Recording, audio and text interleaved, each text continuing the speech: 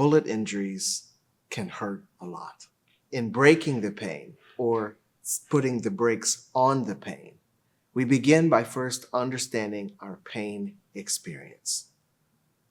Injuries can go from something that's mild, like a little bit of burning, to severe pain that takes our breath away. At the BRIC, we give that a number using our Break the Pain scale. 0, I'm totally pain-free. 1, my pain is light and barely noticeable, like a mosquito bite. 2, my pain is mild, like pinching my skin between my fingers. It only bothers me when I pay attention to it. 3, uncomfortable. My pain is noticeable and distracting, like a paper cut. After a while, I can adapt to the pain and ignore it most of the time. 4, moderate. I am constantly aware of my pain, but I can continue my day-to-day activities. The pain is strong, like a toothache. 5, distracting. I think about my pain most of the time, and it interferes with my day-to-day activities. The pain is deep, like a sprained ankle. 6, distressing. I struggle to concentrate on anything besides my pain and give up on my day-to-day activities. The pain is piercing, like my back is hurt. 7, intense. My pain completely dominates my senses, like a migraine. It disrupts my sleep and most of what I do. 8, severe. My pain significantly limits my ability to move, talk, or focus on anything else. 9, excruciating. My pain is intolerable, and I would do anything to stop it. I'm almost delirious with pain and can barely speak or move. 10, unspeakable. I am delirious. I can't move, and I'm almost unconscious due to my pain. I cannot imagine pain worse than this. Pain is both a feeling and an experience. It's the way things hurt and the way we experience that hurt. At the BRIC, we take an approach to that pain by stopping it or breaking the pain, the same way you put the brakes on a car. To do that, we take a 3-step approach called prevent, control, and treat. Bullet injuries, when they go through our tissues, create a response in our bodies called inflammation. It's the natural healing response that your body does to repair the hurt tissue.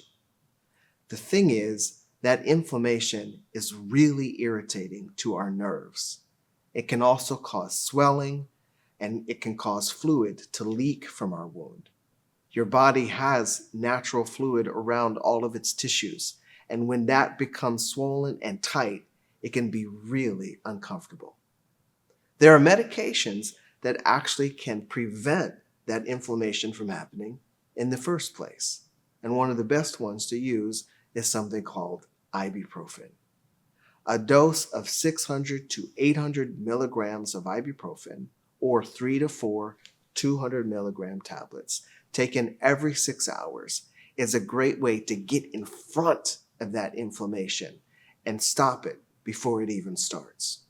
You can also use an ice pack placed on the wound or nearby on any area that's really tight and swollen. These 2 things work to prevent the pain before it gets really bad to begin with. The next step is control. When bullets go into our tissues and hit our nerves and muscles, they can create irritation that will cause a muscle spasm. That can feel like a Charlie horse or a really bad cramp. Sometimes that pain can be even more severe than the pain we feel on the outside where our skin is cut, and it can last for a really long time or come upon us out of the blue. In either case, the most important thing is to get our nerves and muscles to relax. A very simple way to do that, which is natural, is using magnesium. Magnesium is an element that's in food and in our bodies normally, but most people don't get enough of it in their diet. a sugar-free magnesium glycinate gummy, a 100 milligram gummy, you could take 2 to 4 times a day to help replace the magnesium that your body needs and prevent and control muscle spasms before they even happen. One of the reasons why bullets cause muscle cramps is because of the way they injure our nerves. When our nerves are cut or blasted from the effect of the bullet, they create tremendous irritation to our muscles that then causes the spasms. Nerves are like radio waves. If they're not tuned in to the right station, all we hear is static. And so to improve that, we have to get our nerves to tune into a different station. We can do that by using massage, movement, and compression. That includes using some massage oil to rub our areas where we're swollen or tight or having spasm. We can use BRIC tape to gently compress the areas that are uncomfortable. And we can use gentle movement and stretching to help our muscles relax. By treating the spasm and preventing the spasm, we can help control our pain. Even when we do our best to prevent and control the pain, it might still become unbearable. When that happens, we need to treat it. One of the best ways to treat pain is to block the pain signal before it even gets to our brain. That is one of the things that a medicine called acetaminophen can do well. It's also often known as Tylenol.